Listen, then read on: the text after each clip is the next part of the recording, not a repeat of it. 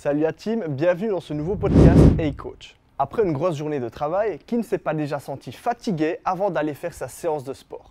Dans ce podcast, on va donc discuter des meilleurs compléments pour lutter contre la fatigue.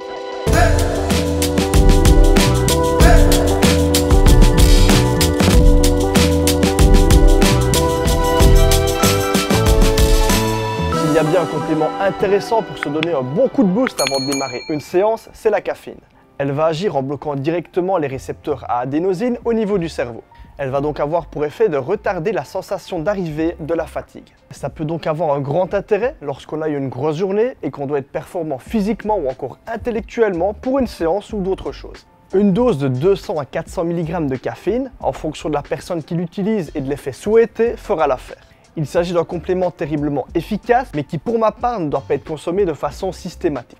Le réserver pour de plus grosses séances me semble par exemple plus pertinent que de le consommer automatiquement à chaque entraînement.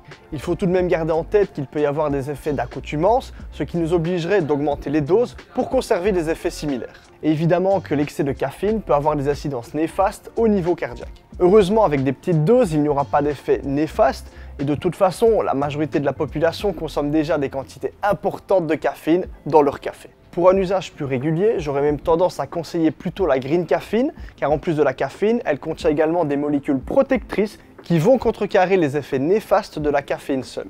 L'extrait de thé vert, mais également le guarana pourront aussi être envisagés.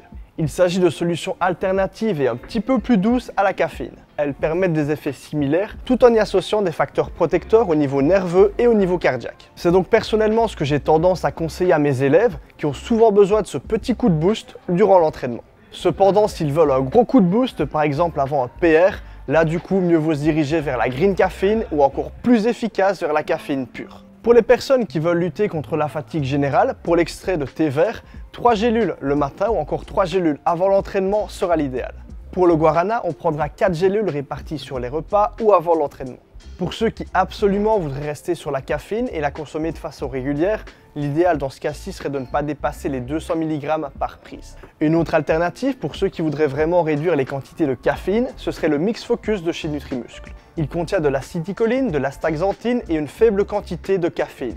L'astaxanthine est particulièrement conseillée pour lutter contre la fatigue oculaire, et l'acétylcholine favorise la concentration et les performances intellectuelles. Ça pourrait donc être des compléments intéressants pour par exemple des personnes qui ont de longues journées devant un ordinateur, ou encore pour les gamers qui voudraient optimiser leurs performances. A noter que l'acétylcholine et l'astaxanthine se vendent seuls également chez Nutrimuscle. Avant de terminer, je me permets quand même de préciser une chose. Avant tout, pour être en forme, il faut d'abord avoir une bonne alimentation et une bonne qualité de sommeil. Les compléments sont là pour optimiser le tout, voire pour compenser un manque une fois de temps en temps.